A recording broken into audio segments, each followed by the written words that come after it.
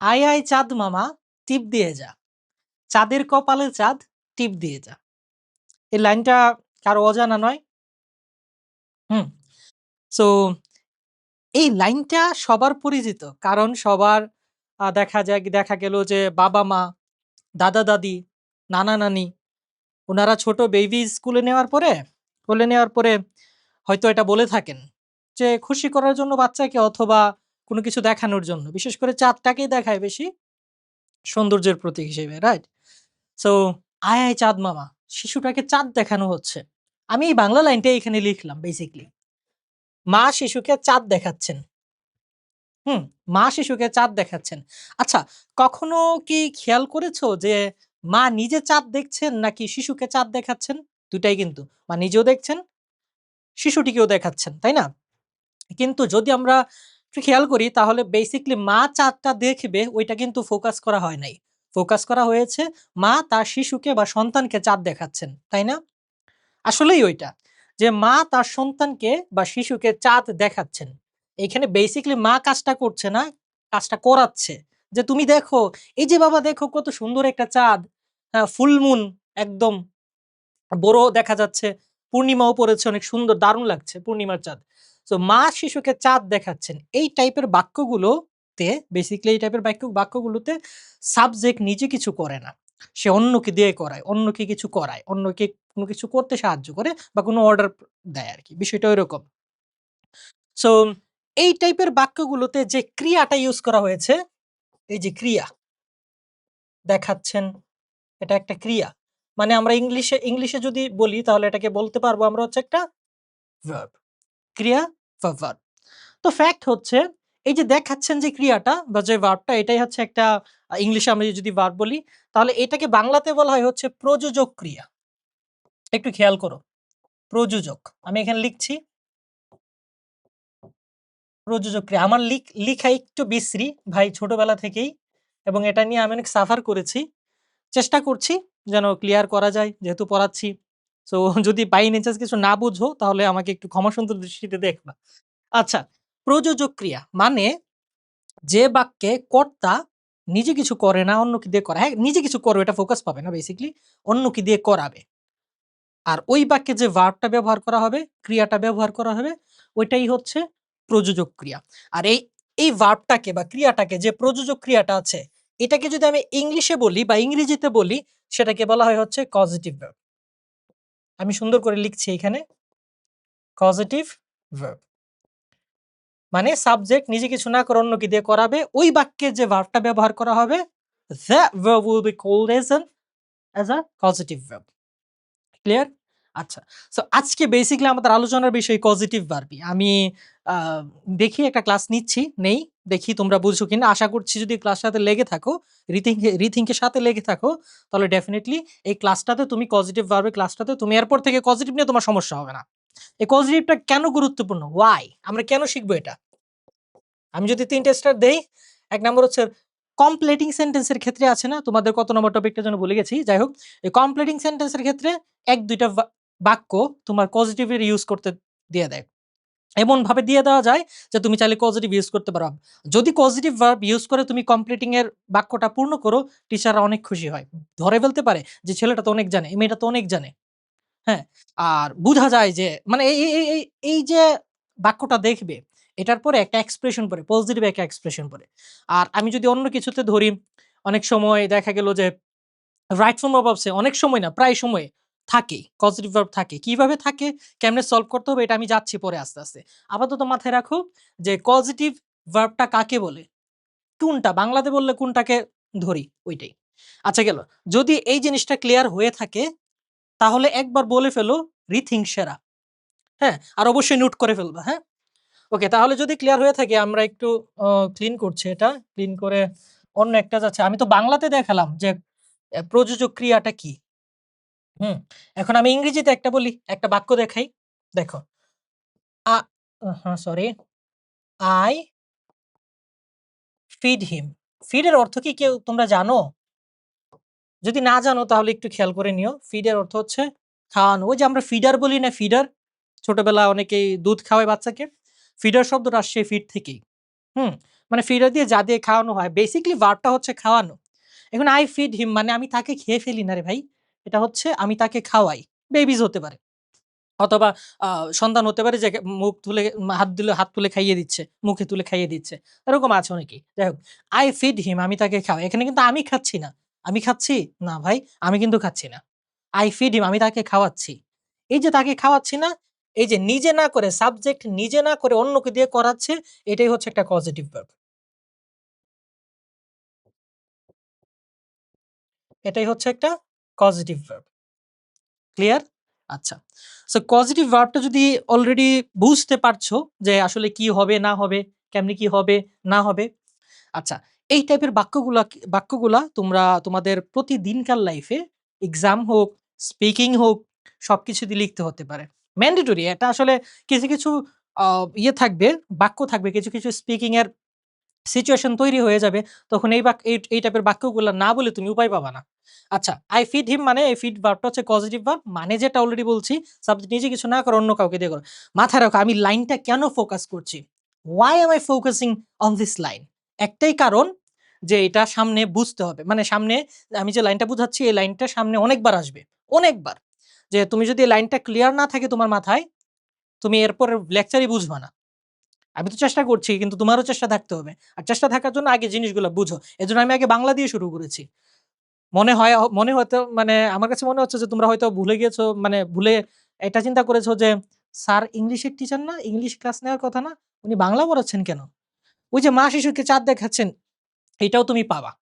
তোমার বাংলা ২য় পত্র বইতেই। তো যাই হোক, আমাদের সানি ভাইয়া আছেন, রিতিঙ্ক আছেন। এই ডেফিনিটলি ভালো কিছু করবা। বাংলা, ইংলিশ সবকিছুতেই। শুধু স্পেসিফিক কোন সাবজেক্টে না, সব সাবজেক্টেই ভালো করবা। আচ্ছা, পজিটিভ ভার্ব কি? কোনগুলা? এগুলা মানে কিভাবে ইউজ করতে হয়? কিভাবে ইউজ করতে হয় ওইটা আমরা একটু পরে দেখছি। বাট কি? কেমনে চিনবো? ওইটা আমরা অলরেডি ধরতে পেরেছি। রাইট? গুড। যদি যদি এতক্ষণ পর্যন্ত যা আমি বললাম ও ভালো কথা, একটা কথা। আমি যখন বোর্ডে লিখবো, তোমরা ক্লাসটা মনোযোগ দিয়ে শোনো, বোঝো, দেখো, নোট করার দরকার নাই। যখন আমি পারমিশন দিব যে, "না এখন লিখো, এখন আমি কিছু লিখছি না।" তখন লিখবা। তা না হলে কি আমি যখন কথা বলবো আর তোমরা লিখতে থাকবা, বুঝতে থাকবা, ৩ টা কাজ একসাথে কখনই হবে না ভাই। মাল্টিটাস্কিং খুব টাফ জিনিস। যারা পারে তো পারে না, আর যারা না পারে, পারে না। তো ট্রাই করবা যে আগে বুঝার, পরে লিখার। আর ভিডিও তো থাকবেই। নোট না করলেও হবে, পরে করলেও হবে। তো তুমি পোজ করে অনেক সময় দেখতে পারবা। আর এটা তো থাকবেই। আচ্ছা যাই হোক। সো আমি আবারও বলছি, যদি বুঝে থাকো তাহলে একবার বলো রিথিং সেরা। রাগ করো না কিন্তু আবার, হ্যাঁ? কারণ রাগ করা দরকার নেই। রাগ করলে পড়াশোনা হবে না। কারণ আ বিশ্বাসে রত্ন মিলে তর্কে বহুদূর। রাগ করা আর তর্ক এই ২ টা জিনিস অনেক দূরে তোমাকে নিয়ে যাবে। যাই হোক, I was kidding কারণ রিসেন্ট ডায়ালগ তো। ওকে। সো পজিটিভ ভার্ব জিনিসটা কি, কিভাবে চিনবো ওইটা আমরা দেখলাম। এখন একটা আননেসেসারি জিনিস পড়াবো। আননেসেসারি বলতে পজিটিভটাই একটু ডিটেইলস আলোচনা করব। ওটা জানার দরকার নাই। তারপরও যদি জানা থাকে তাহলে তুমি ভালো ইন ফিউচার এ তুমি যখন কাউকে বুঝাতে পারবা মানে বুঝাতে যাবা ইজিলি বুঝাতে পারবা। তার মনে মানে লিসেনার এর মনে কোন রকম প্রশ্ন থাকবে না। আর সেটা হচ্ছে আ ক্লাসিফিকেশনস অফ পজিটিভ ভার্ব ধরা যায় বা আমরা চাইলে পজিটিভ পজিটিভ ভার্বটাকে চাইলে আমরা ২ ভাগে ভাগ করতে পারি। অনেকভাবে আমি জানি না তবে বেসিক্যালি ২ ভাগে ভাগ করা যায়। অনেকভাবেই অনেকে দেখে। তবে ২ ভাগে বেসিক্যালি ভাগ করা যাবে। Positive verb. ১ নাম্বার হচ্ছে পজিটিভ ইন রিয়াল মুড। মানে ইংরেজি ভাষায় কিছু ভার্বস থাকবে যেগুলার জন্য এক্সট্রা করে তোমার খাটতে হবে না, খাটনি লাগবে না। এটা এমনিতেই পজিটিভ মানে বাক্যটা পড়লেই তুমি বুঝতে পারবা যে এটা আসলে পজিটিভ ভার্বই বুঝাচ্ছে। হুম?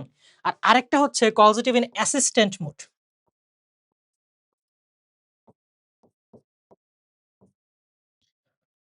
আমার বানানো একটু ভুল হয়, স্পেলিং একটু ভালোই ভুল হয় আমার।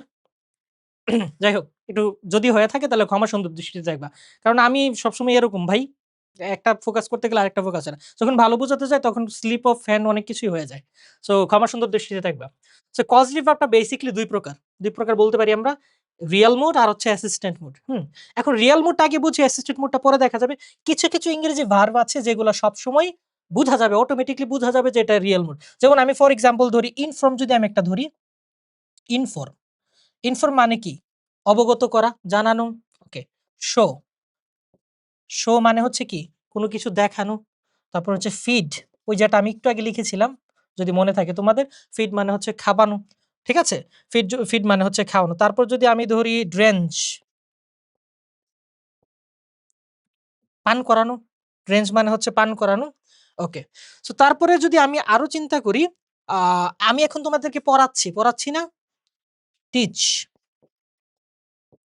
টিচ কি আমি নিজে পড়ছি নাকি পড়াচ্ছি? নিজে কিন্তু পড়ছি না, পড়াচ্ছি। তার মানে আরো কয়েকটা আছে এরকম, খুঁজলে আমি একবার দেখেছিলাম ২৫-২৭ টার মতো পাওয়া যায় এরকম। যাই হোক, আরো আরো বেশি হতে পারে। জাস্ট আমি একটা লিস্ট করেছিলাম। তো এই কয়েকটা ভার্ব আরো আছে, ধরে নাও এই কয়েকটা, আপাতত ধরে নাও এই কয়েকটাই। সো এই কয়েকটা ভার্ব হচ্ছে কজেটিভ ইন রিয়াল মুড। দেখো, ইনফর্ম জানানো, কিন্তু নিজে জানা মানে নো, নো মানে জানা। শো দেখানো, কিন্তু নিজে দেখা মানে see, I see, right? Feed খাওয়ানো, কিন্তু নিজে খাওয়া যদি বলি তাহলে আই ইট, রাইট? আমি যদি আই ইট রাইস, আমি ভাত খাই। হ্যাঁ। আচ্ছা, তারপর রেঞ্জ পান করানো। তো আমি যদি নিজে থেকে দেখি ড্রিঙ্ক পান করি আমি, কিন্তু রেঞ্জ মানে পান করাচ্ছি। আর টিচ মানে হচ্ছে আমি শেখাচ্ছি। লার্ন মানে হচ্ছে নিজে শেখা, রাইট? সো দেখো, আমি কখনো কোনোটাতে মানে এই পাঁচ যে কয়েকটা ভার্ব লিখলাম, পাঁচটার মতো, আরো বেশি আছে, অনেক আছে। সো এই পাঁচটা দিয়ে আপাতত বুঝো যে এই পাঁচটা দিয়ে আমি বুঝাচ্ছি আমি কিছু করছি না, আমি করাচ্ছি, রাইট? বেসিক্যালি এটাই যে আমি নিজে না করে অন্য কিছু দিয়ে করাচ্ছি। আর আমরা কি বলেছিলাম? ওই যে মা শিশুকে চাঁদ দেখাচ্ছেন, নিজে কিছু না করে অন্য কি দিয়ে করলে ওইটা প্রযোজক ক্রিয়া বা কজিটিভ ভার্ব। সো এইটাই হচ্ছে, এই কয়েকটা ভার্বই হচ্ছে ডাইরেক্ট নিজে করে না, অন্য কি দিয়ে করাচ্ছে। যার কারণে এটাকে বলা হয় causative in real mood, right? এবার আমি চলে যাব কজিটিভ ইন অ্যাসিস্টেড মুড। যদি তোমার রিয়াল মুডটা ক্লিয়ার হয়ে থাকে, অ্যাসিস্টেড মুড আশা করছি ওইটাও ক্লিয়ার হয়ে যাবে। দেখো, এখন তোমার মনে হতে পারে যে আমি না হয় মা হয়ে শিশুকে চাঁদ দেখাচ্ছি। কিন্তু আমি মানুষ হয়ে আমার চুল কিভাবে কাটাবো? চুল কাটাবো কিভাবে? এরকম বলতে পারি না? বা আরো অনেক, যেকোনো প্রকার সিচুয়েশন এ আমাদের বলতে হতে পারে। আমরা নরমালিও বলতে পারি, বাট পজিটিভ ইউস করলে অনেক সুন্দর হয় বাক্যটা। আচ্ছা। সো এই ৫ টা বা ওই ২০-২৫ টা দিয়ে বা ৪০-৫০ টা দিয়ে যে ফিক্সড কয়েকটা ভার্ব আছে লাখ, লাখ ভার্বের মধ্যে বা লাখ, লাখ শব্দের মধ্যে। সো এই কয়েকটা দিয়ে কি আমি এই পৃথিবীর মধ্যে আমার চলতে ফিরতে, কথা বলতে, লিখতে যা লাগে ফরমালি, ইনফরমালি আমি কি প্রকাশ করতে পারবো এই কয়েকটা ভার্ব দিয়ে? Definitely not. তখন তোমার শব্দ ভান্ডারে ঘাটতি পড়বে। আফটার অল আমরা আবার নেটিভ নেটিভও না। যে যার কারণে আমরা ভাবলাম আর হয়ে গেল। আমরা হচ্ছে নন নেটিভ। যার কারণে দেখা গেল যে এই শব্দগুলা ছাড়া যদি কমন না পড়ে আমরা আটকে থাকবো। সো এইজন্যই অ্যাসিস্টেড মুড নামে একটা ভার্ব আছে। মানে সাহায্যকারী, মানে একটা ফর্মে থাকে আরকি। পজিটিভ এই কয়েকটা দিয়ে যদি তুমি কোনো অর্থ প্রকাশ না করতে পারো, তোমার কাছে কঠিন মনে হয়, তাহলে তুমি পৃথিবীতে ইংলিশ ল্যাঙ্গুয়েজ যত রকমের ভার্বই আছে না কেন, ওইটাকে চাইলে তুমি পজিটিভ এর দিকে নিতে পারবা। আই মিন নিজে না করে অন্য কি দিয়ে করাতে পারবা। যেমন আমি বলেছিলাম কি, ইনফর্ম মানে হচ্ছে জানানো। নো মানে হচ্ছে নিজে জানা, রাইট? সো নো মানে নিজে জানা, মানে তুমি ইনফর্ম বাদ দিয়ে নো দিয়েও কি করতে পারবা? অন্যকে জানাতে পারবা। মানে ওই সেন্স এ নিতে পারবা। এজন্যই দেখো যে পৃথিবীর মধ্যে ইংলিশ ল্যাঙ্গুয়েজের মধ্যে যত ভার্ব আছে, এই কয়েকটা ভার্ব ছাড়া বাকি সবগুলাকেও তুমি পজিটিভ ভার্বে নিতে পারবা। কিন্তু এর জন্য কয়েকটা ভার্বের মানে এক্সট্রা করে ৫ টা ভার্বের ৫ টা স্পেসিফিক ৫ টা ভার্ব, এই ৫ টা ভার্বের হেল্প তোমার লাগবেই। এগুলা ছাড়া নিতে পারবা না। এই ৫ টা ভার্বের হেল্প নিয়ে পৃথিবীর বাকি সব ভার্বকেও পজিটিভ ভার্বে রূপান্তর করতে পারবা। এটাই হচ্ছে নিয়ম। যারা আবিষ্কার করেছে তারা জানে। তো ফ্যাক্ট হচ্ছে এই ৫ টা ভার্বের হেল্প লাগছে না। এজন্য এটাকে বলা হয় helping. I mean assistant mood. মানে কিছু, কিছু পজিটিভ আছে যারা জন্মগতভাবে পজিটিভ। সোজা কথা, সোজা বাংলায় যদি বলি, জন্মগতভাবে পজিটিভ। আবার কিছু, কিছু ভার্ব আছে যেগুলোকে পজিটিভ এ নেয়া যায় চাইলে। তখন ৫ টা ভার্বের হেল্প লাগে। আর ওই ৫ টা ভার্বের হেল্প নেয়ার কারণে এটা হয়েছে পজিটিভ ইন রিয়াল মুড একটা, আর পজিটিভ ইন অ্যাসিস্ট্যান্ট মুড একটা। সো এই ৫ টা ভার্ব কি, কি? যদি আমি ধরি মেক, মানে লিখি, এই যে মেক, তারপর হচ্ছে লেট, তারপর হচ্ছে আ গেট, তারপরে হচ্ছে হেল্প, তারপরে হচ্ছে আরেকটা হচ্ছে উম মেক, লেট, হেল্প, গেট, আরেকটা হচ্ছে হ্যাভ। আমি এই পাশে লিখলাম, হ্যাঁ? এই ৫ টা ভার্বের হেল্প নিয়ে তুমি নন পজিটিভ যতগুলা ভার্ব আছে, ওই সবগুলা ভার্বকে তুমি চাইলে পজিটিভ ফর্মে নিতে পারবা। বেসিক্যালি তোমাদের পরীক্ষায় যদি প্রশ্ন আসে, আ চাকরির পরীক্ষা ছাড়া বা বিসিএস অ্যাডমিশন এত জটিল আসে না। তো ওই টাইপের প্রশ্নগুলোতে ছাড়া এই যে পজিটিভ ইন যে রিয়াল মুড আছে না, ওটা থেকে বেসিক্যালি কোনো প্রশ্ন করা হয় না। জাস্ট বেসিকটা জানা থাকলেই হয়, প্রশ্ন করা হয় না। প্রশ্ন করে এখান থেকে যে অ্যাসিস্ট্যান্ট মোড থেকে, পজিটিভ ইন অ্যাসিস্ট্যান্ট মোড যখন পড়বা না, তখন এটা থেকে প্রশ্ন করবে। আর বলবে যে মেক দ্বারা যখন আমি কোনো একটা পজিটিভ সেন্স প্রকাশ করব, কি সূত্র কি, কেমনে কি, এটা করে দেখাও। ওইরকম টাইপের প্রশ্ন, নিচে সঠিক কোনটা সঠিক ওইরকম, বা লিখতে গিয়ে ওইরকম। সো বিষয়টা এরকমই। সো অ্যাসিস্ট্যান্ট মোডের ক্ষেত্রে এই কয়েকটা ভার্ব ছাড়া বাকি সব ভার্বকে পজিটিভ নেওয়া যায় অ্যাসিস্ট্যান্ট মোডের ভার্ব দিয়ে, এই 5টা ভার্ব দিয়ে। সো এটাই আমরা এখন ক্লিয়ার করব। আর সামনের ক্লাসগুলো, মানে সামনের যে অংশটা যতক্ষণই পড়াই, এই 5টা ভার্বের খেলাধুলাই আমরা দেখব। ঠিক আছে? আচ্ছা, যদি তোমাদের এই জায়গাটা, এই যে লেকচারটা দিলাম, অনেক কথা বলেছি, এত কথা বলার দরকার ছিল না, বাট আমি বারবার বলছি কারণ এটা একটু টাফ লেকচার যদি তুমি না বুঝো। এতটুকু যদি বুঝে থাকো তাহলে ধরে নেওয়া যায় যে তোমার পজিটিভ ভার্বের 45 to 50% শেষ, বাকিটা 50% আমি এখনই দেখিয়ে দিব। আচ্ছা, সো যদি বুঝে থাকো তাহলে সুন্দর করে একবার বলে ফেলো অথবা কমেন্টে লিখে ফেলো রিথিঙ্ক সেরা। আচ্ছা, সো আমি এখন এটা মুছে ফেলি। আমরা পজিটিভ শিখলাম, পজিটিভ জিনিসটা কি এটা শিখলাম, পজিটিভটাকে কয়টা ভাগে ভাগ করা যায় ওইটাও আমরা একটু ট্রাই করলাম দেখার। পজিটিভ ইন রিয়াল মোড যে জিনিসটা, এটা আমরা দেখলাম। পজিটিভ ইন অ্যাসিস্ট্যান্ট মোড এই জিনিসটা আমরা দেখলাম। রিয়াল মোডটা তো ইজি, আই ইনফর্ম হিম, আমি তাকে জানাই অফ দিস ম্যাটার, এই ম্যাটার দিয়ে আমি ম্যাটারটা আমি তাকে জানাই, রাইট। সো বাকিগুলা কি হবে, আই ফিড হিম, আমি তাকে খাওয়াই। কিন্তু এই কয়েকটা ভার্ব ছাড়া, স্পেসিফিক ভার্ব ছাড়া বাকি যে ভার্বগুলো আছে ওইগুলো কিভাবে করব, এটার জন্য অ্যাসিস্ট্যান্ট মোডের এখন ইউজ করব আমি। তবে অ্যাসিস্ট্যান্ট মোড জানার আগে তোমাকে 2টা জিনিস জানতে হবে। এটা ওয়ান কাইন্ড অফ ভয়েসের সাথে রিলেটেড। তবে ভয়েসের সাথে রিলেটেড হোক বা না হোক, আমি আপাতত ওইভাবে যাচ্ছি না। আ ধরে নাও যে আমি এখন দেখাচ্ছি, ধরে নেওয়ার তো কোনো দরকার নাই। সো একটা হচ্ছে ডুয়ার। ২টা জিনিস তোমাকে জানতে হবে। যদি না জানো তাহলে ওই ৫টা ভার্ব দিয়ে তুমি করতে পারবে না। হ্যাঁ, অনেক টিচার আছে আমাদের বাংলাদেশে যারা অন্যভাবেও পড়ায়। বেসিক্যালি আদর্শ নিয়মটা হচ্ছে এটা। ডুয়ার রিসিভির দিয়ে পড়ানো, অনেকে ব্যক্তি বস্তুবাচক দিয়ে পড়ায়। যাই হোক, যদি বুঝাতে পারে আলহামদুলিল্লাহ, আমি সবাইকেই সাপোর্ট করি। সবার থেকেই আমি শিখেছি। আমিও তো শিখেছি, তাই তো? আমরা তো আর মায়ের পেট থেকেই ইংলিশ শিখে আসি নাই। আমরাও তো শিখেছি। সুতরাং সবকিছু মিলিয়ে যারা যাদের থেকে আমি একটা অক্ষর শিখেছি তাদেরকে আমি অবশ্যই সম্মান করব। সে হোক ভুল অথবা সঠিক। ওকে, ডুয়ার। আরেকটা হচ্ছে রিসিভার। বানান ভুল হলেও হতে পারে ভাই, একটু কনসিডার করবা, হ্যাঁ? ক্যামেরার সামনে যখন তুমি থাকবা না, অনেক কিছুই হলো। মানে অনেক প্ল্যান থাকে কিন্তু ক্যামেরার সামনে সবকিছু হয় না। সো আফটার অল ওইটাই। সো একটা হচ্ছে ডুয়ার আর রিসিভার। কেন আমরা এই ২ টা পড়বো? ওই আগে যে বলেছিলাম, পজিটিভ ইন অ্যাসিস্ট্যান্ট মোডটাকে ইউজ করতে গেলে আমার ২ টা জিনিস লাগবে, মাস্ট লাগবে। আচ্ছা, ডুয়ার। ডুয়ার মানে হচ্ছে যে কাজ করতে পারে। একটু খেয়াল করো। যে কাজ করতে পারে, আই মিন যে সাবজেক্ট বা অবজেক্ট, মানে যেটাই থাকুক, যে কাজ করতে পারবে। আমি উদাহরণ দিচ্ছি একটু পরেই। যে কাজটা করতে পারে সে হচ্ছে ডুয়ার। ডু মানে করা না? করার সাথে ইয়ার যুক্ত করো, ডুয়ার মানে যে করতে পারে। আর রিসিভ মানে গ্রহণ করা না? রিসিভ ইয়ার যুক্ত করো, যে রিসিভ করে। আচ্ছা, রিসিভার তাহলে কি? সে কি কাজটা করতে পারবে? নাকি কাজটা করানো হবে সে রিসিভ করবে? অবশ্যই রিসিভ করবে। ধরে ফেলতে পেরেছ। যে কাজটা করতে পারে না। রিসিভার মানে হচ্ছে যে কাজটি করতে পারে না বা কোনো কাজ করতে পারে না। আমি যদি ছোট্ট একটা উদাহরণ দেই, ছোট্ট একটা সিম্পল একটা উদাহরণ দেই, আমি চলে যেতে পারতাম ওর পরের পেজে, অথবা ডাইরেক্ট অ্যাসিস্ট্যান্ট মোডের ইউজটাতে আমি চলে যেতে পারতাম। কিন্তু আমি যাচ্ছি না। কারণ তোমাদেরকে ছোট্ট একটা উদাহরণ দিয়ে ক্লিয়ার করে নিচ্ছি বিষয়টা। ডুয়ার আর রিসিভার মধ্যে যদি আমি চিন্তা করি, দেখো, আই ইট রাইস। এই যে আই ইট রাইস, আবার আমি আরেকটা উদাহরণ দেই, rice is eaten by me, অথবা রাইস ইজ ইটেন, এতটুকু দিলেও হয়, কোনো সমস্যা নাই। বোঝানোর জন্য অতটুকুই এনাফ। আচ্ছা, সো একটু খেয়াল করো যে আই ইট রাইস, এখানে আইটা যে আছে, আমি ভাত খাই। ভাত খাওয়ার কাজটা কি আমি করতে পারি? চিন্তা করো তো, পারি কিনা? আই ইট রাইস, আমি ভাত খাই।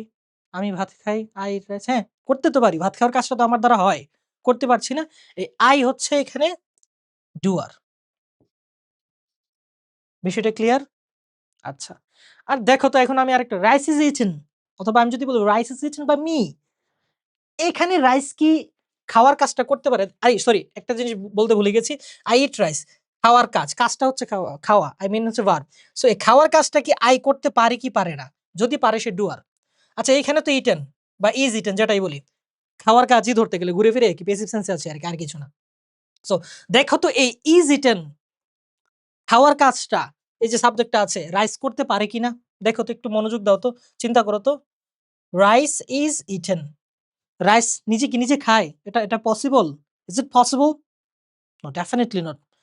সো আফটার অল আমরা যখন সবকিছু ভাবলাম দেখলাম যে আমি খাওয়ার কাজটা করতে পারি, এই আই হচ্ছে ডুয়ার, কিন্তু রাইস নিজেকে খাওয়ার কাজটা করতে পারে না, তাকে খাওয়া হয়।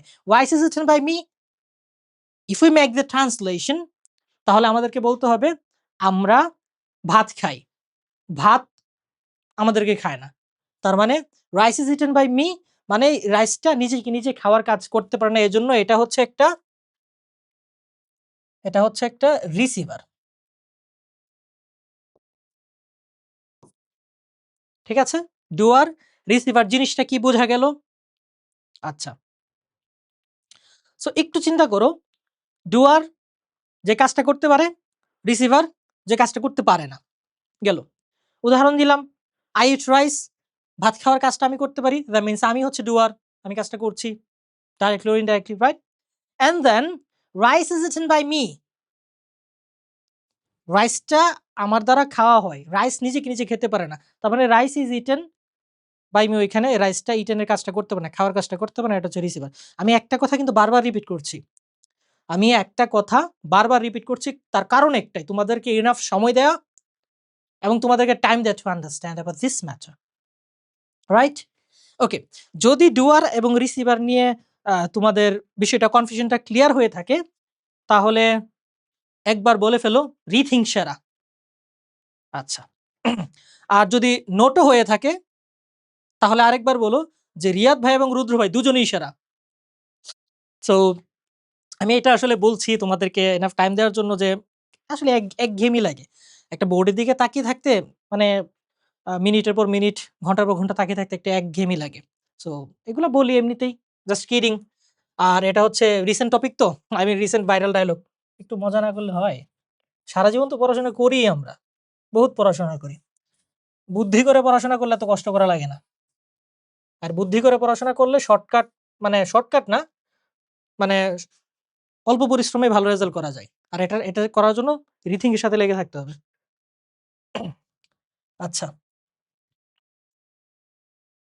আচ্ছা, ডুয়ার রিসিভার বুঝলাম, পজিটিভ জিনিসটা কি বুঝলাম, পজিটিভ কিভাবে চিনবো এটা বুঝলাম, কয় প্রকার এটাও বুঝলাম, রিয়াল মুড কি এটাও বুঝলাম, অ্যাসিস্ট্যান্ট মুড কি এইটাতে আমরা এখন ডিপ করব, মানে লাভ দিব। সো অ্যাসিস্ট্যান্ট মুড আমি বলেছিলাম এই পৃথিবীর যত ভার্ব আছে ওই যে এই স্পেসিফিক রিয়াল মুড কয়েকটা ছাড়া সব ভার্বকেই চাইলে তুমি পজিটিভে নিতে পারবা, কিন্তু তার জন্য তোমার হেল্প লাগবে কয়েকটা ভার্বে, 5টা ভার্বের হেল্প লাগবে। এই 5টা ভার্বের জন্য 5টা স্পেসিফিক সূত্র আছে। হ্যাঁ, ওই যে ডুয়ার রিসিভার বুঝালাম না ওইটা দিয়েই। সো আমি পড়াচ্ছি, আগে দেখো নোট, একটু পরে করে আগে বুঝো, বোঝার ট্রাই করো। প্রয়োজনে ভিডিওটা আবার পজ পজ করে তারপর নোট করো। আচ্ছা, মেক, যদি কোনো একটা বাক্যে মেক অথবা লেট থাকে এবং তারপরে ডুয়ার ডি এবং আর দিচ্ছি সংক্ষেপে, হ্যাঁ আমি তারা মানে একটু ইজি করছি আর কি, পুরাটা লেখতে টাইম লাগে। যদি মেক অথবা লেটের পরে ডুয়ার অথবা রিসিভার যেটাই থাকুক না কেন, বেসিক্যালি ডুয়ারই থাকবে, যেটাই থাকুক না কেন আমার কোনো টেনশন নেওয়ার দরকার নাই। এরপরে বসাবো হচ্ছে আমি ভার্বের বেস ফর্ম, বেস ফর্ম বসাবো। কি বললাম? মেক অথবা লেটের পর ডুয়ার অথবা রিসিভার যাই থাকুক না কেন, ডুয়ার বা রিসিভার তো চিনতে পেরেছো যে কাজটা করতে পারে, যে কাজটা করতে পারে না। সো ওইটা যদি এরকম যদি হয় তাহলে ডুয়ার বা রিসিভার মেক লেটের ক্ষেত্রে কোনো রকম চিন্তাই করার দরকার নেই, যেটাই হোক না কেন এরপরে যে ভার্বটা থাকবে, এটা যদি ভার্বের বেস ফর্মে থাকে তাহলে বেস ফর্ম তো হয়েই গেল, আর যদি না থাকে এটাকে বেস ফর্ম আনবা, কোনো রকম টেনশন করার দরকার নাই। চোখ বন্ধ, ও সরি, এক চোখ খোলা রেখে পরীক্ষা আনসার করে দিবা, দুই চোখ বন্ধ করলে আবার লিখতেই পারবা না।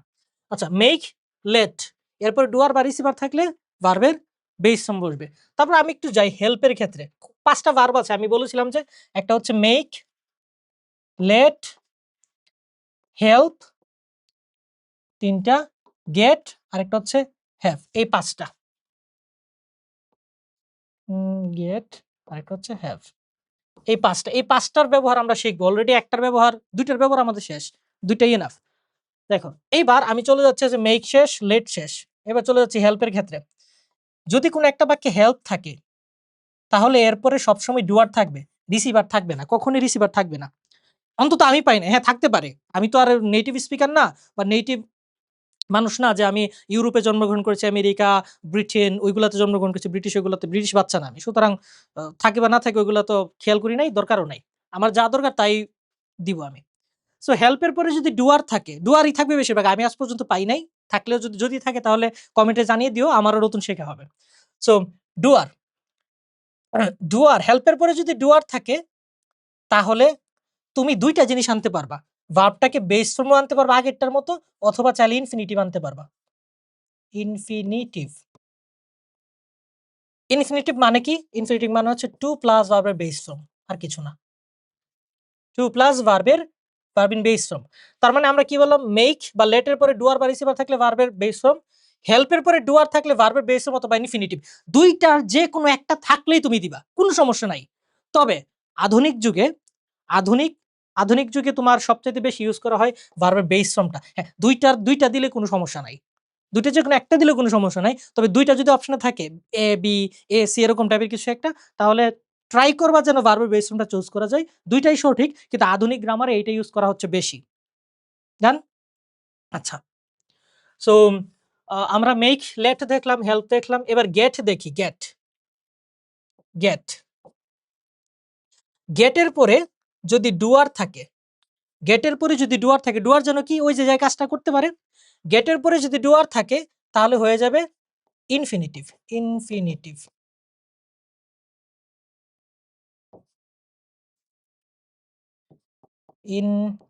ইনফিনিটিভ। গেটের পরে, আমি আবারও বলছি, গেটের পরে যদি ডুয়ার থাকে তাহলে তারপরে হয়ে যাবে ইনফিনিটিভ। একদম কোনো রকম টেনশন নাই। আবার যদি আমি একটু চিন্তা করি, গেটের পরে, এই গেটের পরে ডুয়ার থাকলে ইনফিনিটিভ, কিন্তু গেটের পর যদি রিসিভার থাকে তাহলে কোনটা হবে? ওই দুটার ক্ষেত্রে কিন্তু ডুয়ার রিসিভার নিয়ে আমার টেনশন করার দরকার নেই। এটার ক্ষেত্রে আছে, এটাতে ডুয়ারও হতে পারে, রিসিভারও হতে পারে। সো গেটের পরে ডুয়ার থাকলে ইনফিনিটিভ, কিন্তু গেটের পরে রিসিভার থাকলে এই যে ভার্বের ৩ নাম্বার ফর্মটা, আই মিন ওই যে পাস্ট পার্টিসিপল আছে না, যে ভার্বটা দেওয়া থাকবে এটা পাস্ট পার্টিসিপল দিয়ে দিব। ক্লিয়ার? আচ্ছা, এবার আমি চলে যাচ্ছি হ্যাভ এর ক্ষেত্রে। হ্যাভ, হ্যাভ এর ক্ষেত্রে, হ্যাভ এর পরে যদি ডুয়ার থাকে তাহলে হবে ভার্বের বেস ফর্ম। আর হ্যাভ এর ক্ষেত্রে, আই মিন হ্যাভ এর পরে যদি রিসিভার থাকে তাহলে হয়ে যাবে ওই ভার্বের ৩ নাম্বার ফর্ম। আমি আবারও বলছি, মেক বা লেট এর পরে আমি একটু পরে আবার এই সেম রুলসটা আবার লিখব উদাহরণ সহ। উদাহরণ দিয়েই ক্লিয়ার করে দিব। আপাতত কোনো রকম টেনশন নেওয়ার দরকার নেই। জাস্ট একবার রিভিশন দাও আমার সাথে। ৫ টা ভার্ব আছে কজিটিভ ইন অ্যাসিস্ট্যান্ট মোডের ক্ষেত্রে। মেক, লেট, হেল্প, গেট আর হ্যাভ। এইগুলা দিয়ে পৃথিবীর যত ভার্ব আছে ওই যে রিয়াল মোডের ভার্ব ছাড়া সবগুলাকে চাইলে তুমি পজিটিভ ভার্বে নিতে পারবা। You are able to do that. So তুমি বানাতে সক্ষম, কোনো সমস্যা নাই। তো ফ্যাক্ট হচ্ছে এই ৫ টা ভার্বের ইউজটা কি, কি? মেক বা লেটের পরে ডুয়ার অথবা রিসিভার যাই থাকুক না কেন টেনশন করার দরকার নেই। এই দুটার ক্ষেত্রে যেকোনো একটা থাকলেই ভার্বের বেস ফর্ম। হেল্পের পরে রিসিভার কখনোই হয় না, ডুয়ারই থাকে। এরপরে ভার্বের বেস ফর্ম দিতে পারবা, ইনফিনিটিভ দিতে পারবা। কিন্তু ট্রাই করবা সবসময় যে যদি অপশন থাকে তাহলে তোমার যেন এই যে ভার্বের বেস ফর্মটা যেন মানে দেওয়ার ট্রাই করো। গেটের পরে ২ টাই হতে পারে, ডুয়ার রিসিভার ২ টাই হতে পারে। গেটের পরে যদি ডুয়ার থাকে ইনফিনিটিভ, আর রিসিভার থাকলে ভার্বের ৩ নাম্বার ফর্ম হবে। I mean first participle form হবে। দেন আমি যদি যাই হ্যাভ এর ক্ষেত্রে, হ্যাভ এর পরে ডুয়ার রিসিভার ২ টাই থাকে। সো হ্যাভ এর পরে ডুয়ার থাকলে ভার্বের বেস ফর্ম, আর হ্যাভ এর পরে রিসিভার থাকলে ভার্বের ৩ নাম্বার ফর্ম এর ফার্স্ট পার্টিসিপল ফর্ম। যদি এই জিনিসটা বুঝে থাকো, যদি এই জিনিসটা বুঝে থাকো তাহলে একবার বলো রিথিংক সেরা। আচ্ছা। আ যদি যদি নোট করে, তোমরা যারা অ্যাডভান্স আছো নোট করে থাকো তাহলে বলো যে রুদ্র ভাই সেরা। আচ্ছা, আমরা এখন এটা মুছি। মুছে তারপর একটা অন্য জায়গায় যাই। এখন উদাহরণ দিয়ে বুঝাবো। দেখি কতটুকু বুঝো তোমরা। আচ্ছা, দেখো। সো প্রথমত আমি যেন কি বলেছিলাম? এই যে দেখো মেক বা লেট। এই যে মেক বা লেটের পরে ডুয়ার বা রিসিভার যাই থাকুক না কেন এরপরে হবে ভার্বের বেস ফর্ম। ভার্বের বেস ফর্ম। আমি যদি একটা উদাহরণ দেই, he makes he makes me wash his car. একটু পড়ো তো বাক্যটা, পরে দেখো তো ক্লিয়ারলি বুঝো কিনা। সে আমাকে দিয়ে তার গাড়ি পরিষ্কার করায়। হতে পারে সে আমাকে দিয়ে টেবিল পরিষ্কার করায়, সে আমাকে দিয়ে তার জামা পরিষ্কার করায়, রুম পরিষ্কার করায়। তো এইখানে আসলে এই যে ওয়াশের কাজটা কিন্তু হি করছে না, হি কিন্তু করছে না, সে করাচ্ছে আমাকে, আমাকে দিয়ে। হি মেক্স মি, আমাকে বানায়, মানে বানানো বলতে বানানো অর্থ না, সে আমাকে দিয়ে কাজটা করাচ্ছে। এই যে এই জিনিসটা দেখো, এর এক্সাক্ট আগের ভার্বটা, সে কি কাজটা, কে কাজটা করতে পারে? ওয়াশের কাজটা কি করছে, হি কিন্তু করছে না। সুতরাং এটা আমি এখান থেকে বাদ দিয়ে দিই। একটু খেয়াল করো, ওয়াশের কাজটা করতে করতে পারছে, তার মানে সে কি এখানে ডুয়ার, ডুয়ার যে কাজটা করতে পারে। আচ্ছা, এখন আমি বলেছিলাম মেক্স অথবা লেটের পরে ডুয়ার বা রিসিভার যাই থাক না কেন ভার্বের বেস ফর্ম হবে ওয়াশই ভার্বের বেস ফর্ম, এটাই সঠিক আনসার, একদম কারেক্ট। যদি থাকতো এরকম ব্র্যাকেটে যদি থাকতো ওয়াশড, তখন তোমার এটা ভুল থাকতো, তোমাকে এটা কেটে ওয়াশ করতে হতো। ক্লিয়ার? আচ্ছা, ঠিক সেম আমি যদি বলি হি লেটস হিজ সিস্টার, সে তার বোনকে দিয়ে ক্লিনড, এবার ক্লিনড দেই, ক্লিনড হিজ টেবল, সে তার বোনকে দিয়ে তার পড়ার টেবিলটাকে পরিষ্কার করায়। এখন কথা হচ্ছে এই ক্লিনড, পরিষ্কার করার কাজটা তার বোন করতে পারছে, ডুয়ার, রাইট? সো ডুয়ার যদি হয় তাহলে ওই যে ভার্বের বেস ফর্ম হবে, এটা তো ভার্বের ৩ নাম্বার ফর্ম, এটা কাটা, এটা হবে না, হবে কি ওই যে আমার রুল বলছে কি ভার্বের বেস ফর্ম, সুতরাং ক্লিন হবে। ক্লিয়ার? ঠিক সেম আমি যদি বাকির একটা উদাহরণ দিলাম না, কেন দিলাম না? কারণ আমি অলরেডি বলেছি মেক বা লেটের পর, মেক বা লেটের পর ডুয়ার বা রিসিভার যাই থাকুক না কেন এরপরে ভার্বের বেস ফর্মই হবে। ক্লিয়ার? সো আমি যদি এই কথাটা এইভাবে একটা উদাহরণ দেই, যে এইভাবে উদাহরণ দেই যে সামিয়া, যদি উদাহরণ দেই এইভাবে যে সামিয়া মেক্স হার কার, সামিয়া মেক্স হার কার ওয়াশ। এখন বলো তো ওয়াশের কাজটা কে করে? কার করতে পারে? গাড়িটা কি নিজে ধোয়ার কাজটা করতে পারে? করতে পারে না। তার মানে এখানে একটা রিসিভার আছে। সো রিসিভার যদি থাকে তাহলে আমি কি বললাম মেক বা লেটের পর যেটাই থাকুক না কেন, ডুয়ার বা রিসিভার যাই থাকুক না কেন, কোনো টেনশন নাই, ভার্বের বেস ফর্মই হবে। সুতরাং এটাই ভার্বের বেস ফর্ম, ওয়াশ। অন্য ভার্বও দিতে পারতাম বাট ইজিলি তোমাকে বোঝানোর জন্য রাখি। তার মানে মেক বা লেটের পরে ডুয়ার বা রিসিভার থাকলে ভার্বের বেস ফর্ম, এটা তো বুঝতে পেরেছো? পেরেছো ক্লিয়ারলি? যদি যদি পেরে থাকো তাহলে কমেন্টের মধ্যে লিখো যে ভাই বুঝতে পেরেছি। আচ্ছা, আর যদি নোটসও করা হয়ে থাকে তাহলে আরেকবার বলো রিথিং সেরা। ওকে, আমি এটা মুছে ফেলি। আচ্ছা, মেক বা লেটের পরে যে ডুয়ার বা রিসিভার এটা আমি দেখেছি। এবার আরেকটা উদাহরণ দেই। সো এবার দেই হচ্ছে হেল্প। আমরা একটা রুল পড়েছিলাম, হেল্পের পরে ডুয়ার থাকে, রিসিভার বেসিক্যালি থাকে না। তারপর আমরা একটা আলোচনা করি, হেল্পের পরে যদি ডুয়ার থাকে তাহলে ভার্বের বেস ফর্ম দিতে পারবো অথবা ইনফিনিটিভ দিতে পারবো। ইনফিনিটিভ বানানটা ভুল হয় আমার, যাই হোক, হেল্পের পরে ডুয়ার যদি থাকে তাহলে হবে ইনফিনিটিভ অথবা ভার্বের বেস ফর্ম। আমি যদি উদাহরণ দেই রিয়াদ রিয়াদ হেল্পস, রিয়াদ আমাকে সাহায্য করে, ধরে নাও। So Riyad helps me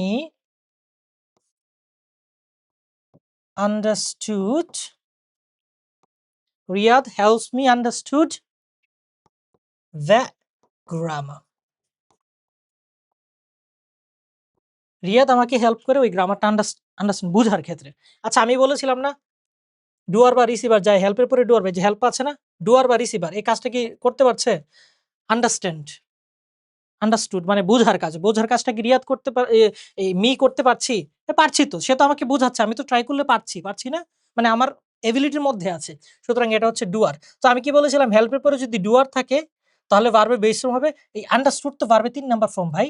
understand, understood if I no wrong, right? So after all এটার বেস ফর্ম কি হবে? আন্ডারস্ট্যান্ড, আন্ডারস্ট্যান্ড, এই যে আন্ডারস্ট্যান্ড দিলাম, অথবা তোমরা চাইলে দিতে পারো টু আন্ডারস্ট্যান্ড। টু আন্ডারস্ট্যান্ড এখন আর তেমন একটা ফরমাল না, বা সবচাইতে ফরমাল হলেও হতে পারে। সবচাইতে বেশি ইউজ করা হচ্ছে ওই আন্ডারস্ট্যান্ডটাই। সুতরাং তোমরা যদি অপশন পাও আন্ডারস্ট্যান্ডই দিবা। এরপর যদি না পাও নিচেরটা দিও। To understand. ক্লিয়ার? ওইটা নিয়ে এই রুলটা নিয়ে আর কোনো টেনশন করার দরকার নাই। এইবার যদি এটা ক্লিয়ার হয়ে থাকে তাহলে তো হয়ে গেল। আমরা এটা এর পরের রুলটাতে যাই। আমি মনে হয় একটু তাড়াতাড়ি বোর্ডটা মুছে ফেলছি, রাইট? আচ্ছা, যাই হোক, একটু দেরিতে মুছবো না। আমরা মেক বা লেটের পরে ডুয়ার বা রিসিভার যাই থাকুক না কেন ভার্বের বেস ফর্ম দিতে শিখেছি অ্যাসিস্ট্যান্ট মোডে। হেল্পের পরে ডুয়ার থাকলে এরপরে যে ইনফিনিটিভ হয় অথবা ভার্বের বেস ফর্ম হয়, ভার্বের বেস ফর্ম চেয়ে বেশি গ্রহণযোগ্য, ওইটাও আমরা দেখলাম। তারপরে আমরা দেখব কি? তারপর আমরা দেখব হচ্ছে গেট। গেটের ক্ষেত্রে একটা ফাংশন আছে ভাই, একটু খেয়াল করো। গেটের পরে যদি ডুয়ার থাকে তাহলে হচ্ছে ইনফিনিটিভ হয়। গেটের পরে যদি ডুয়ার থাকে ইনফিনিটিভ, আর গেটের পরে যদি ডুয়ার না থেকে রিসিভার থাকে তাহলে হবে হচ্ছে ভার্বের ৩ number form, I mean past participle form. আমার মেবি আর হাইয়েস্ট ১০ মিনিটের মতো লাগতে পারে, ১০ বা ১২ মিনিটের মতো। সুতরাং তোমরা যারা না বুঝো লিঙ্কে কিন্তু কমেন্ট আছে, কমেন্টে একটু জানিয়ে দাও। আর ডেফিনিটলি এই ক্লাসের সাথে তোমাদের এই কোর্সের সামনে যে আমরা তোমাদের জন্য বিরাট আকারের মহা প্ল্যান নিয়ে আসছি, মেগা প্ল্যান রুদ্র ভাইয়া নিয়ে আসছেন। সো ওইগুলাতে এনরোল হয়ে যাও, কুইকলি এনরোল হয়ে যাও, কারণ এইগুলা কিছুই না, এই গ্রামারগুলো কিছু না, ওইখানে আরো মেগা গ্রামার পাবা। এবং এমনভাবেই পড়াবেন রুদ্র ভাইয়া, আমাদের রিথিঙ্ক এমনভাবেই উপস্থাপনা করছে, ডেফিনিটলি এটা ১-২ বার দেখলেই তোমার একদম গ্রামারের বস হয়ে যাবা, বস অফ দি বস হবে। ওকে, সো আমি কি বললাম? গেট প্লাস ডুয়ার, গেটের পরে ডুয়ার থাকলে ইনফিনিটিভ, আর গেটের পরে রিসিভার থাকলে verb 3, I mean past participle. আমি যদি উদাহরণ দেই, আমি সেম উদাহরণটাই দিব ভাই, তোমাদের কষ্ট করাবো না, কারণ বুঝানো বিষয়। তুমি যদি ছোট একটা উদাহরণ দিয়ে, সিম্পল একটা উদাহরণ দিয়ে বোঝো, তারপরে ইজি হয়ে যাবে তোমার কাছে সবকিছুই। আচ্ছা, আমি যদি বলি হি গেটস, গেটস মানে যে এস এর কারণে আবার ভিন্ন হয়ে যাবে এরকমটা না। থার্ড পারসন সিঙ্গুলার এর জন্য এস বিএস যুগ হয়েছে। আচ্ছা, হি গেটস রানা, রানা, সে রানাকে দিয়ে ওয়াশ দেই, ওয়াশ হিজ, কি দেওয়া যায়? পিসি। ওয়াশ পিসি তো ওয়াশ হয় না, ক্লিন হয়। আচ্ছা, ওয়াশ হিজ রুম দেই। একটু খেয়াল করো ভাই, মনোযোগ দিয়ে একটু খেয়াল করো। হি gets Rana wash his room. এইখানে দেখো ওয়াশের কাজটা কি রানা করতে পারছে? হ্যাঁ, রানাকে দিয়ে পরিষ্কার করে, চাইলে সে করতে পারছে। তার মানে এখানে কি রানা হচ্ছে একটা ডুয়ার, তাই না? রানা হচ্ছে একটা doer. So he gets Rana, Rana হচ্ছে একটা ডুয়ার। আমি কি বলেছিলাম? গেটের পর ডুয়ার যদি থাকে তাহলে তার আনসারটা হবে ইনফিনিটিভ। এই যে এখানে হবে ইনফিনিটিভ। সো আনসারটা হবে এটা ভুল।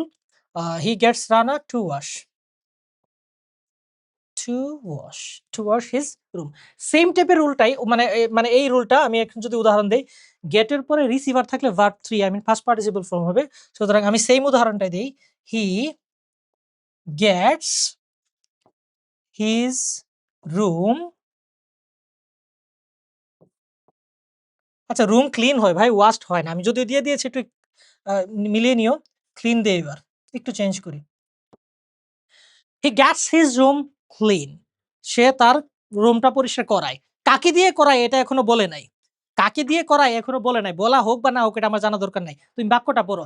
ক্লিন হচ্ছে ভার্বটা, ভার্বের কাজটা কে করছে? হি করতে পারছে। আচ্ছা, হি কি করছে? সে, আমি অলরেডি বলেছি তার রুমটা ক্লিন করায়। তার মানে তো সে নিজে করছে না, সুতরাং এটা নিয়ে আমার প্রশ্ন নাই। সো এরপরে যেটা আছে এটা আমি দেখি, এই যে হিজ রুম। আচ্ছা, রুমটা ক্লিন করার কাজটা কি রুম নিজে করতে পারছে? এটা তো পাগলেও বোঝে ভাই যে পারে না, অন্য কাউকে দিয়ে হয়তো করে, এটা মেনশন নাই। ওই যে আমি বললাম না, আই ইট রাইস, গেল রাইস ইজ ইটেন, এতটুকুই কিন্তু প্যাসিভ হয়ে যায়। কিন্তু আমি যদি চিন্তা করি rice is eaten by me, rice is ইটেনও বাক্যটা 100% সঠিক, rice is eaten by me এটা আরো বেশি সঠিক, ওইটাও 100% সঠিক। ঠিক আছে, সিম্পলের দিক থেকে রাইস ইজ ইটেন এটাই কিন্তু বেশি সঠিক। যাই হোক, সঠিক দুইটাই, কিন্তু এটা বেশি ইজি। তো ওই যে রাইস ইজ ইটেন এতটুকুই হয়ে যায়, কিন্তু বাই মি দিয়ে আরো ক্লিয়ার করলো। ঠিক সেম ওই যে ওইটা দিয়ে আর কে করেছে ওইটা দেখিয়ে দিল, কিন্তু এটা কে করেছে দেখায় নাই। সো আমি দেখবো যে ভার্বের কাজটা ওই নাউনটা করতে পারে কিনা। হিজ রুমটা করতে পারে, যে ক্লিনের কাজ করতে পারে না, সে হচ্ছে রিসিভার। আর অলরেডি আমি বলেছি যে গেটের পরে রিসিভার থাকলে জন্য কি হয়, ভার্বে ৩ নাম্বার ফর্ম হয়। ক্লিন, ভুল, ক্লিনড হয়ে যাবে। That means we have to choose that verb in past participle form. So get এর রুলটা যদি ক্লিয়ার হয়ে থাকে তোমাদের কাছে, তাহলে একটু কষ্ট করে বলে ফেলো না, রিথিঙ্ক সেরা। আচ্ছা, আর নোট করা থাকলে তো আরো ভালো। আর নোট না যদি করে থাকো, যদি মনে হচ্ছে যে প্যারা হয়ে যাচ্ছে বেশি, পরে করো ভাই। পজ করে দিয়ে শিখো ভাই। আমাদের মূল কাজ হচ্ছে তোমাদের শেখানো, টাইম নষ্ট করা না। ওকে, সো গেটের জিনিসটা বাদ, আমি কি মুছে ফেলবো? আচ্ছা মুছে ফেলি, পজ তো থাকবেই, বা তুমি পজ করে আবার দেখতে পারবা। আচ্ছা, এবার আমি যাচ্ছি হচ্ছে আহ, আমরা কি পড়লাম, মেক লেট পড়লাম, তারপর হচ্ছে হেল্প পড়লাম, গেট পড়লাম, দুইটা বাকি আছে মনে হয়। একটা হচ্ছে হ্যাভ, রাইট নাকি? মেক লেট পড়লাম দুইটা, হেল্প পড়লাম তিনটা, তারপর গেট পড়লাম চারটা, ও আরেকটা বাকি আছে হ্যাভ। হ্যাভ, হ্যাভ, হ্যাভ এর ক্ষেত্রে যাই। আমি অলরেডি বলেছি যদি হ্যাভ এর পরে ডুয়ার থাকে তাহলে ভার্বের বেস ফর্ম, আর হ্যাভ এর পরে যদি রিসিভার থাকে তাহলে হবে ভার্বের 3 নম্বর form, I mean past participle form. উদাহরণ দিলেই সবকিছু ক্লিয়ার হয়ে যাবে ভাই, কোনো টেনশন নাই, আমি আছি না, রুদ্র ভাই আছেন না, তোমাদের সবচাইতে পছন্দের প্রতিষ্ঠান রিথিঙ্ক আছে না? আছি তো ভাই, টেনশন কিসের? দেখো, হ্যাভ প্লাস ডুয়ার প্লাস ভার্বের বেস ফর্ম, হ্যাভ এর পরে ডুয়ার যদি থাকে তারপরে ভার্বের বেস ফর্ম। উদাহরণ যদি আমি দেই যে আমি যদি দেই এবার কি দিব, স্টুডেন্টস, স্টুডেন্টস হ্যাভ। এই হ্যাভ কিন্তু আসলে ওই হ্যাজ অথবা হ্যাভ বা হ্যাড যেটা আসলে ভয় পাও না কিন্তু, হ্যাঁ, কারণ হ্যাভ এর 3টা ফর্ম আছে, হ্যাভ, হ্যাজ, হ্যাড, যে কোনো একটা হলেই হবে। আগে দেখো পজিটিভ ফর্মে যায় কিনা। Students have,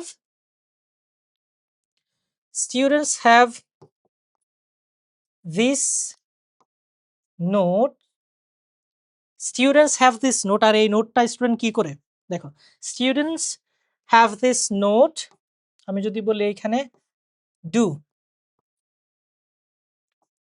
by themselves, SLBS ঠিক আছে, কারেক্ট আছে। Students have this note dash মানে ডু বাই themselves। এখন একটু তুমি চিন্তা করো তো ভাই, স্টুডেন্টস, না এই বাক্যটা আসলে হচ্ছে না, বাক্যটা একটু চেঞ্জ করে দিই, দাঁড়াও, এটা পজিটিভে যাচ্ছে না, আমি ভুল করেছি, সরি ফর দ্যাট। আচ্ছা আমি যদি ওই ইজি বাক্যই দেই যে হি, তোমাদের বোঝানোর জন্য, হি হ্যাজ, এই যে হ্যাভ, এই যে ভালো হয়েছে, এই বাক্যটা দিতে ভালো হয়েছে, কারণ হ্যাভ থেকে যে হ্যাজ আসছে এটা বুঝে নিবা। এই হ্যাজ দেখলে আবার মনে করবো না, আরে রিয়াদ ভাইয়া তো বলেছিলেন যে এই কি যেন এটারে বলে, এই হ্যাভ দিয়ে করিয়েছে, এটা তো হ্যাভ নাই এখানে, টেনশনের কোনো দরকার নাই। দেখো দেখো, হি হ্যাজ দিস নোট, ওই টিচারও তো নোট দিয়েছিল, he has this note do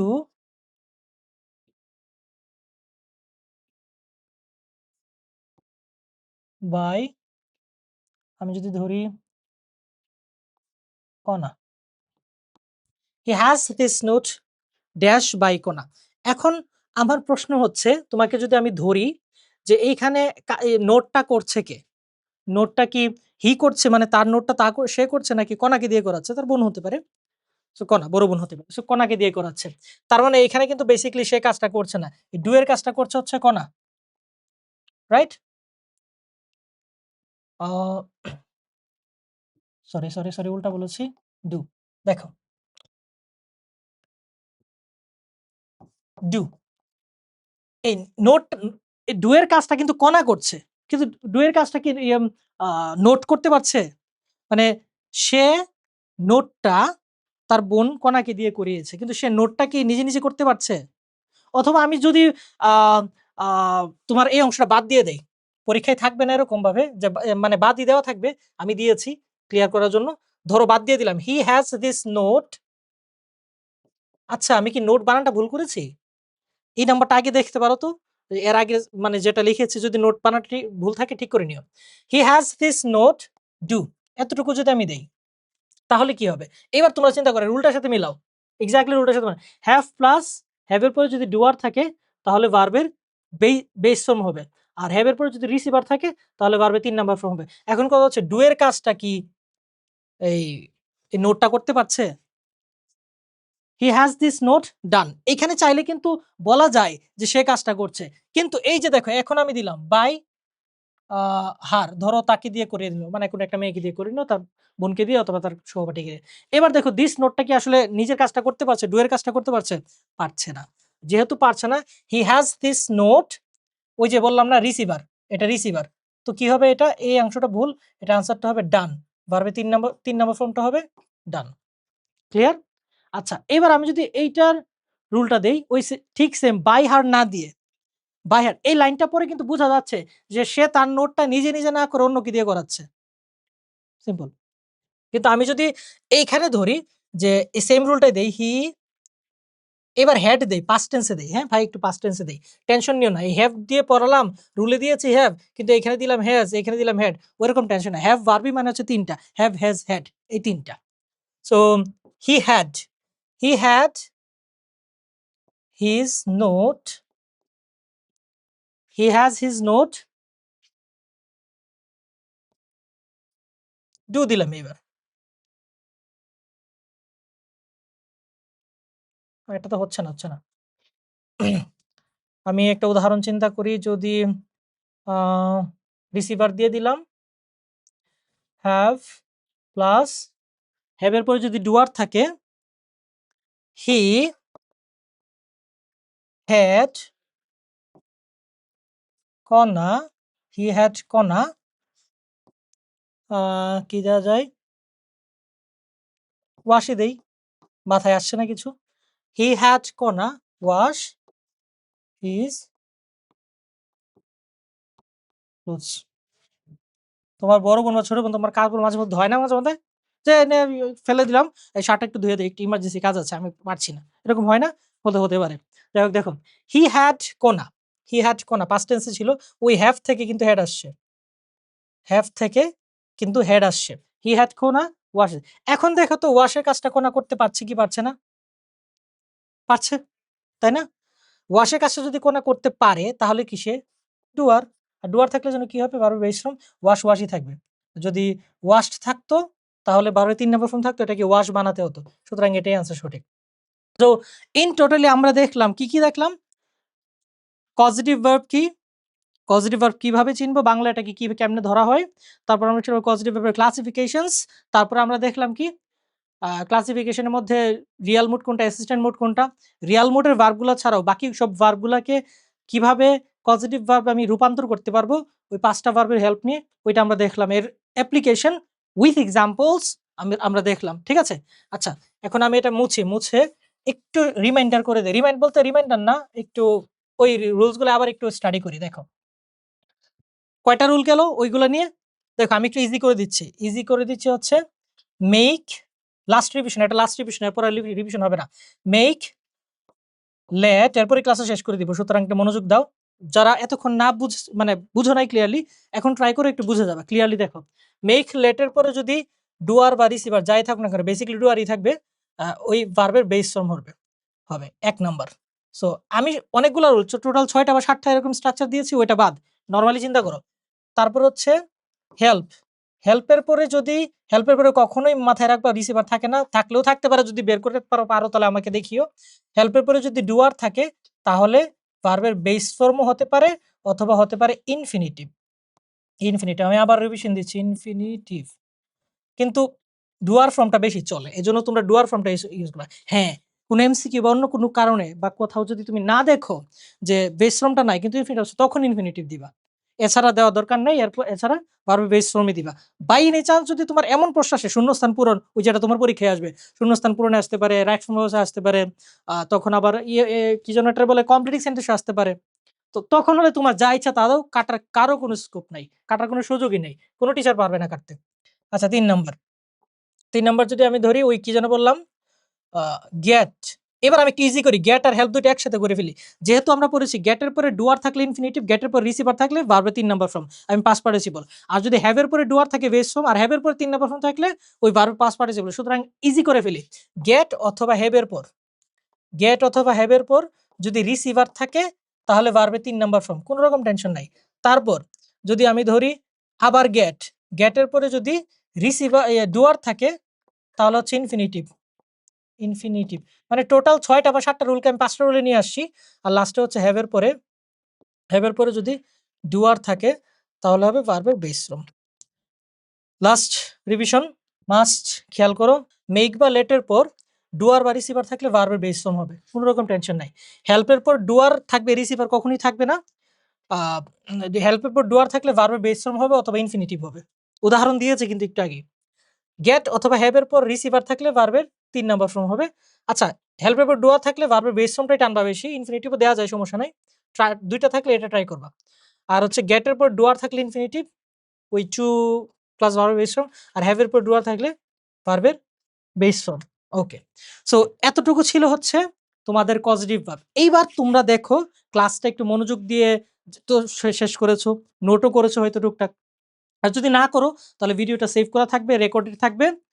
ওইখান থেকে তুমি পজ করে পজ দিয়ে সুন্দর করে বুঝে রুলসটা ক্লিয়ার করো। পজিটিভ ভার্ব থাকবে মাস্ট, রাইট ফ্রম অবশ্য সহ অন্যান্য মানে অন্যান্য প্রশ্ন তোমাদের এই পরীক্ষাতেই থাকবে।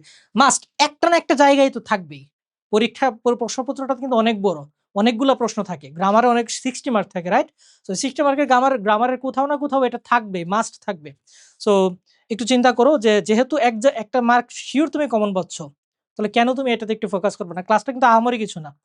উম বুঝানোর মতো হলে অল্প কিছু মানে টাইম ইনভেস্ট করে কিন্তু তুমি এখানে ভালো কিছু করতে পারছো, right? So after all positive ভার্বে আর কিছু বাকি আছে কিনা তুমি এটা দেখো। আর যদি প্রশ্ন থাকে কমেন্টে জানিয়ে দাও। আর কমেন্টে থাকা লিংকে গিয়ে তুমি কোর্সটা এনরোল করে ফেলো। কারণ এখানে এটা কিছুই ছিল না। রুদ্র ভাইয়া আছেন, আমি আছি। এমন কিছু পাবা যা তোমরা কল্পনাও করতে পারছো। গ্রামার গ্রামার এমনভাবে শেখানো হবে যে তুমি পরে বলতে বাধ্য হবা। আচ্ছা যাই হোক, যে এটাই ভালো। আচ্ছা যাই হোক, আমি যেটা বলছিলাম যে পজিটিভ ভার্ব পড়ানোর পরে সবকিছু তো একবার একটা রিভিশন হয়েছে। বুঝেছো, নোটসও করেছো, রাইট? যদি নোটস না করো পরে করে নিও। যদি সবকিছু ফার্স্ট ক্লাস বুঝে থাকো তাহলে শেষবার একবার বলে ফেলো যে রিথিঙ্ক সেরা। সো আজকে এতটুকুই। যদি কোনো প্রশ্ন থাকে তাহলে অবশ্যই হচ্ছে তোমার কমেন্ট সেকশনে জানিয়ে দিবা। আর এরপরে তোমরা কোন ক্লাসটা চাও? মানে কিসের উপর ক্লাস চাও? কোন স্পেসিফিক টপিকটা তোমাদের ঝামেলা মনে হচ্ছে? কোন স্পেসিফিক টপিকটা তোমাদের কাছে বুঝতে কষ্ট হচ্ছে? ওইটা কমেন্ট করে জানিয়ে দাও। যতজনই কমেন্ট করে মেজরিটি পারসেন্ট যদি হয় যে না এটাই চাচ্ছে, এটাতেই প্রবলেম হয়, ডেফিনিটলি আমরা ক্লাস ওইটাতেই নিব। এটা আমি হোক, রুদ্র ভাইয়া হোক, যেকোনো একজন নিবে, ওইটাতেই নিবে। একদম সর্বোচ্চ চেষ্টা করব তোমাদের সাথে থাকার, তোমাদের পরীক্ষাটাকে ইজি করে দেওয়ার। আর অবশ্যই আবারও বলছি, রিয়াদ ভাইয়া, রুদ্র ভাইয়ের সাথে লেগে থাকো ইংলিশের ক্ষেত্রে। আর আমাদের রিথিঙ্ক এর সাথে লেগে থাকো। প্রত্যেকটা সাবজেক্ট, যেকোনো সাবজেক্ট ভাই তুমি ভালো করবাই যদি কনসিস্টেন্সি থাকে। আর আমি বলেছিলাম না ওই যে গ্রামার হ্যাক্স প্রোগ্রামের মধ্যে আমি যে কয়েকটা ক্লাস নিচ্ছি, রুদ্র ভাই যে কয়েকটা ক্লাস নিচ্ছেন, ছোট গ্রামার, পুঙ্খানুপুঙ্খ ছোট গ্রামার। সো এগুলোতে ফোকাস করো। ২-২.৫ মাস পরে তুমি গ্রামারের মজাটা বুঝবা। ২-২.৫ মাস পরে বলতে বাধ্য হবা যে ভাই আমার সবচাইতে ভালো লাগে ইংলিশ, আমি সবচাইতে বেশি বুঝি ইংলিশ এবং আমি ইংলিশই করব। ওইরকম হয়ে যাবে বিষয়টা। রাইট? সো আজকে এতটুকুই। টাটা, বাই বাই, ভালো থেকো এবং কমেন্টে জানিয়ে দিও নেক্সটে কি ক্লাস লাগবে। আসসালামু আলাইকুম।